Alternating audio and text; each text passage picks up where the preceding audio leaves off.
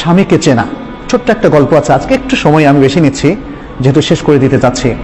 আমি বেশি নেব না, ইনশাআল্লাহ আশা করি 5-6 মিনিটের মধ্যে শেষ করব।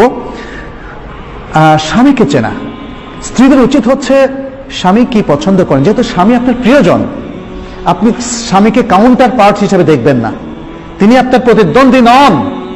সুখী পরিবারের মধ্যে স্বামী হচ্ছে স্ত্রীর প্রিয়তম ব্যক্তি। অতএব স্বামী কি পছন্দ করেন, স্বামী কি পছন্দ করেন না, এটা স্ত্রীকে জানতে হবে। এখানে ছোট্ট একটা গল্প আপনাদের সামনে বলছি।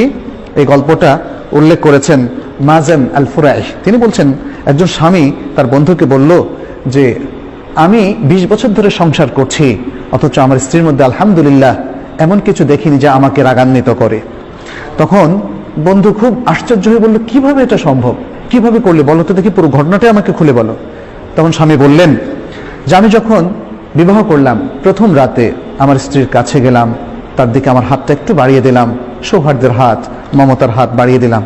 স্ত্রী আমাকে বলল, একটু ওয়েট করুন প্লিজ, আমি আপনাকে কিছু বলবো হে আবা উমাইয়া।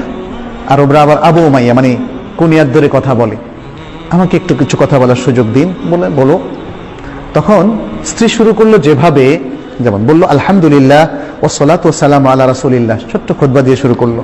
বললো আমি আপনার কাছে এমন একজন অপরিচিত